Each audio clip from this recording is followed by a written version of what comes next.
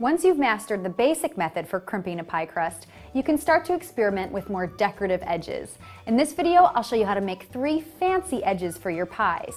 One that looks like a braided rope, one with wide scallops, and one that looks like a shaft of wheat, which is especially nice for Thanksgiving. Any of these edges can be made in less than 5 minutes, and none require any special equipment beyond a pair of kitchen shears. To start, I've already lined my pie plates with dough, and I've rolled the excess dough underneath itself to create a nice high edge.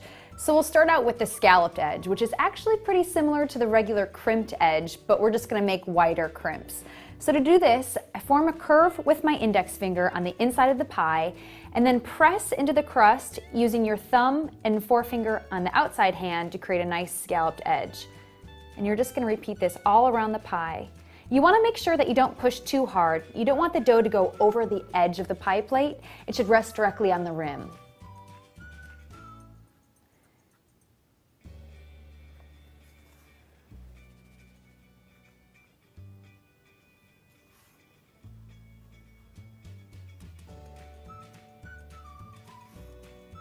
And that's all there is to it.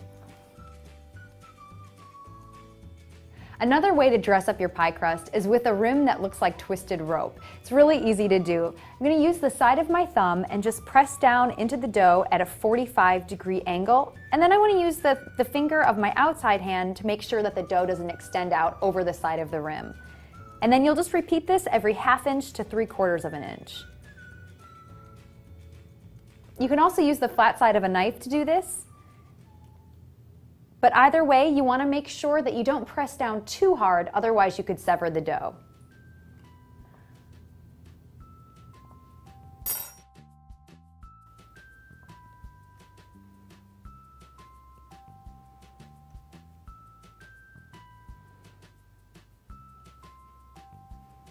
After the edge is done, I like to go around and just press down on the side of the pie tin to make sure that there's no bubbles.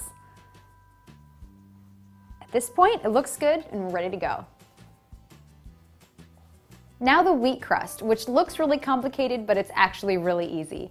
You're going to need a pair of kitchen scissors for this one, and you're just going to snip the edge at a 45-degree angle. And repeat this every 1/2 to 3/4 of an inch, all around the pie.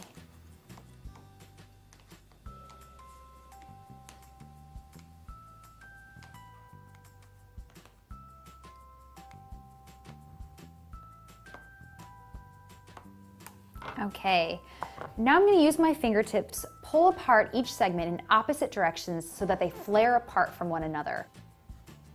And then pinch the tip of each segment into a point so that it's more or less almond shaped.